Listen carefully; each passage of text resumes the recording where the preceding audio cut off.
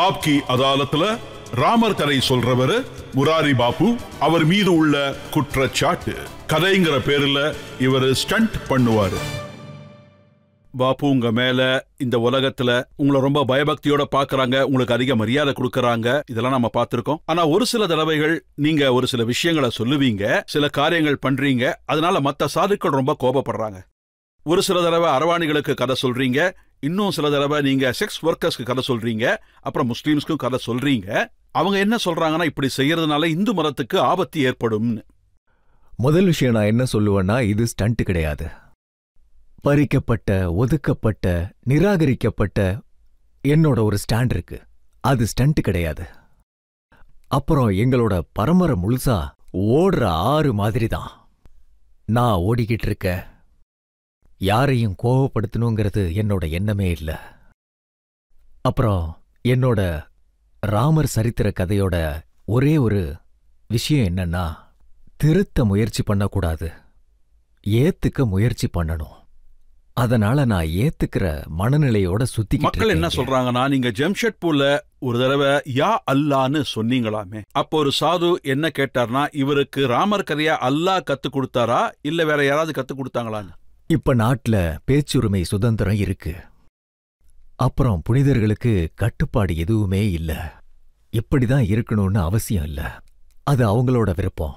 ஆனா கடவுள் அப்புறம் அல்லாஹ்க்குள்ளேயும் யாரோ பாகுபாடு கொண்டு வந்திருக்காங்க. அப்படி இருக்கக்கூடாது.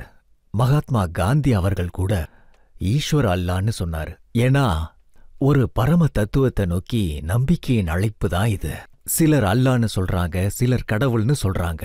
அப்புறம் என்னோட நோக்கம் இது கிடையாது. அல்லான்னு சொல்லி மத்தவங்களை கவர்றது கிடையாது. எனக்கு சகஜமா வந்துரும் அல்லாஹ் தயவுல எல்லாம் நடக்கணும்னு. அல்லாஹ் தயவுல இப்படி நடக்க கூடாதுன்னு. அவர் ஸ்டண்ட்னு சொன்னதுக்கு நான் ஒரு உதாரணம் உங்களுக்கு கொடுக்கறேன். ரொம்ப முக்கியமான உதாரணம் இதுதான். நீங்க செக்ஸ் ஒர்க்கர்ஸ்க்கு ராமர் கதையை சொல்றதுக்காக அவங்கள அயோத்தியாவுக்கு கூப்பிட்டு இருக்கீங்க. அயோத்திக்கு வர சொன்னதுனால அங்க இருக்கிறவங்களுக்கெல்லாம் கோபம் வருமா வராதா சொல்லுங்க. சில பேர் கோவப்பட்டிருப்பாங்க, கண்டிப்பா. ஆனா அவங்கள நடுவுல நிறுத்தி எல்லாருக்கும் மத்தியில ராமர் சரித்திர கதைய நான் சொல்ல நினைச்சேன். அப்புறம் துளசிதாஸ் அவர்கள் வேசிகளுக்கு ஒரு ஒரு ஒரு வரிசையில அவங்களுக்கு முக்கியமான இடத்த கொடுத்து வச்சிருக்காரு. அப்புறம் ராமர் சரித்திர கதையில அக்கறை இருக்கு. அதனால நான் என்ன நினைச்சேன்னா, எந்த ராமர் சரித்திர கதை அயோத்தியால உருவாச்சோ 1631 அந்த சப்ஜெக்ட் பத்தி ஏன் பேசக்கூடாதுன்னு தோணுச்சு. அதனால இது எனக்கு என்ன தோணுதுன்னா, அயோத்தியா மிகப்பெரிய மோட்சத்தின் நகரம். நம்மளோட மோட்ச தலங்கள் எத்தனை இருக்கோ எனக்கு தெரிஞ்சு முதல் இடம் அயோத்தியாக்கு தான். அதனால அந்த காப்பாற்றப்பட்ட இடம், அந்த பூமி மிகவும் தூய்மையான இடம். எனக்கு என்ன தோணுச்சுன்னா, என்னோட சுய விவேகம் என்ன தோணுச்சுன்னா, இந்த கதையை அங்க சொல்லியே ஆகணும்னு. அதனால சொன்னேன். ஒரு அயோத்தியாவோட கதைய சொல்றவரு மெஹந்த் பவன் தாஸ் அவர் என்ன சொல்றாருன்னா, அயோத்தியா நகரத்துக்கு வேசிகளை கூப்பிட்டு வந்து அந்த நகரத்தோட புனிதத்தை கெடுத்துட்டாரு. கங்கைக்குள்ள யாராவது அழுக்கு துணியோட குளிக்க போனா அந்த அழுக்கும் புனிதமா மாறிடும். கங்கா ஒருபோதும் தூய்மையற்றதா மாறிடாது. முராரி பாப்புனால அப்புறம் வேசி சகோதரிங்க வந்ததுனால அயோத்தியா புனிதமற்றதா மாறிடுச்சுன்னா அப்புறம் அயோத்தியாக்கு என்ன பெருமை?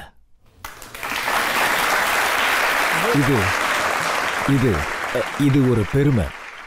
நீங்க எல்லாருமே யோசிக்க வேண்டிய முக்கியமான விஷயம். நீங்க வேசிங்கள குருன்னு சொல்றீங்க, அவங்கள நல்ல சகுனம்னு சொல்றீங்க. ஆமா, வேசிகளை சாஸ்திரத்துல சகுனம்னு சொல்லுவாங்க. வேசி எதிரில் வந்தா அது ஒரு நல்ல சகுனம். அப்புறம் ஸ்ரீமத் பாகவத்ஜி 24 குருதத் சொன்னாரு. அதிலிருந்து ஒரு வேசிய அவர் குருவா ஏத்துக்கிட்டாரு. அவங்க வாடிக்கையாளர் குருவுக்காக காத்துக்கிட்டு இருந்தாங்க. ரொம்ப நேரமாச்சு, யாரையுமே காணோம். அப்ப அவங்களோட மனசு மாறிடுச்சு. இவ்வளவு நேரம் கடவுளுக்காக காத்துக்கிட்டு இருந்தோம், எப்பவோ கிடைச்சிருப்பாருன்னு நினைச்சாங்க. அப்புறம் இந்த அணுகுமுறைய தத்தா அவர்கள் புரிஞ்சுக்கிட்டு அவங்கள குருவா ஏத்துக்கிட்டாரு. இதத்தான் அவங்களும் சொல்றாங்க. ஒருவேளை நீங்க வேசிங்களை குருவா ஏத்துக்கிட்டீங்கன்னா, அவங்கள பெருமைப்படுத்துற மாதிரி ஏதாவது சொல்லணும்னா, சமூகத்துல அவங்கள ஏத்துக்கிறதா சொன்னீங்கன்னா, அப்ப நீங்க ரெட் லைட் ஏரியாவுக்கு போய் பண்ணுங்க, அவங்கள ஏன் அயோத்தியாவுக்கு கூப்பிட்டுட்டு வரீங்கன்னு கேக்குறாங்க. ரெட் லைட் ஏரியாவுக்கு தான் நான் முதல்ல போனேன். அப்புறம் அயோத்தியாக்கு. அப்புறம் நான் தெளிவா சொன்னேன். நீங்க ரெட் லைட் ஏரியாவுக்கு போனது ஒரு மிகப்பெரிய ஸ்கேண்டல் ஆயிடுச்சு. அது என்னமோ உண்மைதான். நான் அங்க போன அனுபவத்தை உங்க எல்லாத்துக்குமே சொல்றேன். நான் ஒரு விடுதிக்கு போனேன். அங்க ஒரு ஆளு ரொம்ப குடிச்சிருந்தாரு. அவர் என்ன அடையாளம் கண்டுபிடிச்சிட்டாரு. அப்புறம் எதிர்ச்சியா அவர் ஒரு குஜராத்தி. அவர் என்ன சொன்னார்னா, ராஜ்கோட்ல நான் உங்க காலில் விழுந்தேன், அப்புறம் குஜராத்ல காலில் விழுந்தேன், நான் எவ்வளவோ மருத்துவம் வேணா நில்லுங்க நில்லுங்கன்னு சொன்னேன். ஆனா அவர் வலுக்கட்டாயமா உள்ள வந்துட்டாரு. அவர் என்ன சொன்னாருன்னா, நான் மட்டும் ரெட் லைட் ஏரியாவுக்கு போல, முராரி பாபு இங்க சுத்திக்கிட்டு இருப்பாருன்னு சொன்னாரு.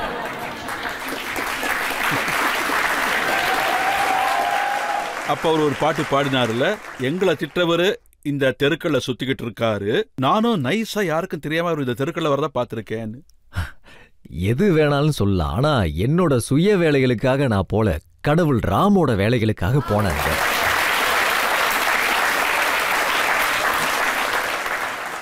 ஆனா புனிதர்களும் சாதுக்களும் என்ன சொல்றாங்கன்னா, அயோத்தியால எங்க ஸ்ரீ ராமர் கோவில் இருக்கோ, எந்த இடத்துக்கு ராம பக்தர்கள் வருவாங்களோ, அங்கே நீங்க இப்படி பண்றது இது ஒரு விதமான ஸ்டண்ட், ஒரு விதமான மக்களை ஈர்க்கிறது, நியூஸுக்காக ஏதோ பண்றீங்கன்னு. ஒருவேளை ராமர் விடுதலைக்காக ஸ்டண்ட் பண்ணிருக்காருன்னா, அப்ப நானும் கண்டிப்பா ஸ்டண்ட் தான் பண்றேன்.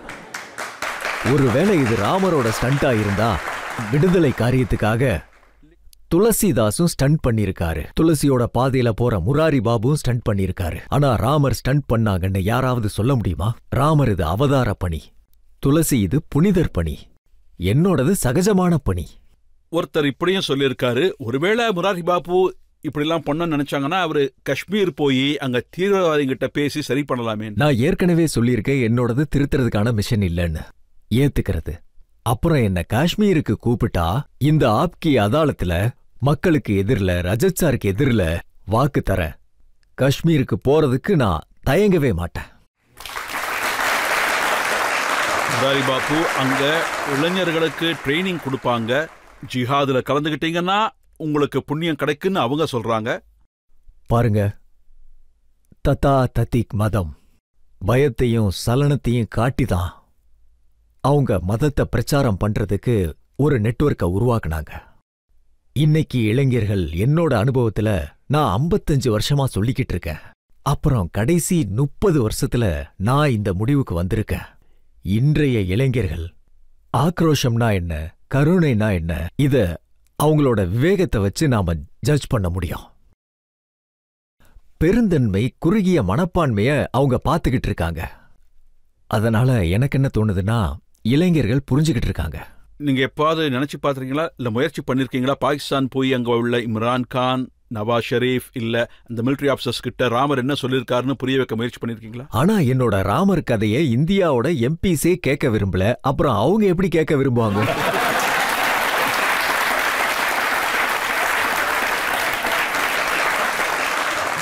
முதல்ல இவங்களுக்கு புரிய வைங்க, நான் வியாசபீடத்தை ராஜபீடத்துக்கு கொண்டு போக.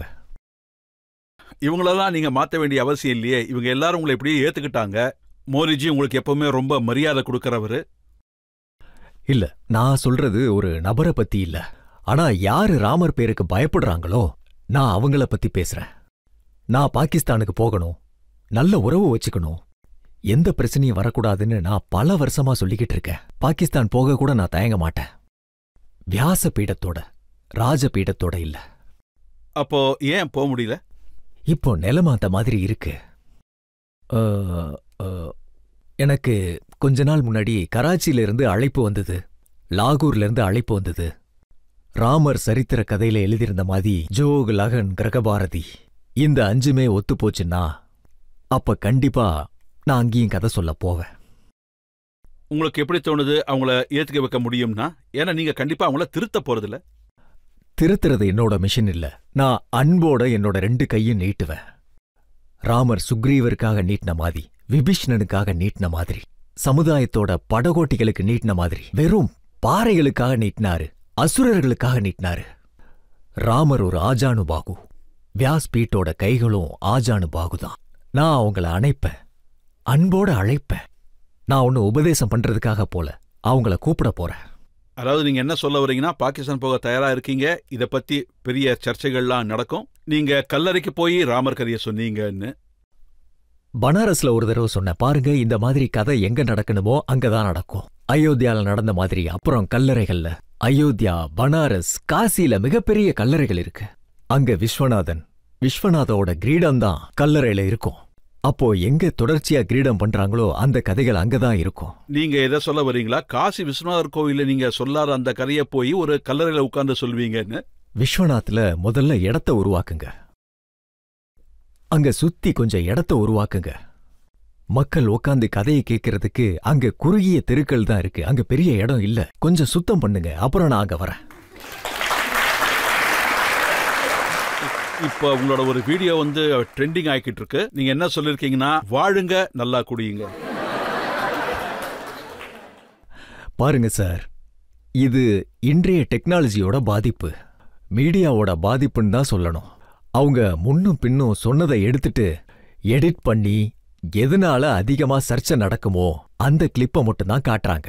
குறைஞ்சது என்னோட முன்னாடி சொன்னதும் பின்னாடி சொன்னதையும் கேட்டாங்கன்னா, அதுல நான் வாழுங்க குடிக்க சொன்னேன்னு கேட்டாங்கன்னா தெரியும். தன்யாஸ்தை கிருத்தினஹ பிபந்தி சததம் ஸ்ரீராம நாமாமிர்தம். ராமர் பேரை குடிங்க. ராமரோட பேர் தான் சோமரசம்.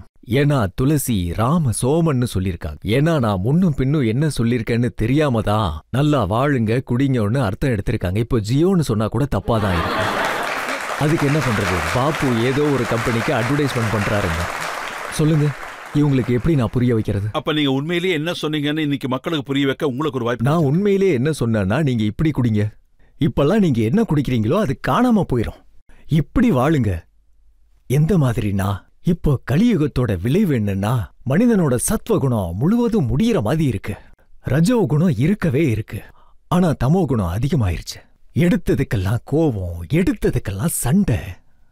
இப்போ இதனால எப்படி வாழணும்னா, இந்த குணங்களுக்கு ஒரு வழி பண்ணணும்னா, அதாவது வாழ்ந்தாகணும். இது மிகப்பெரிய பூமி, அழகான உலகம்.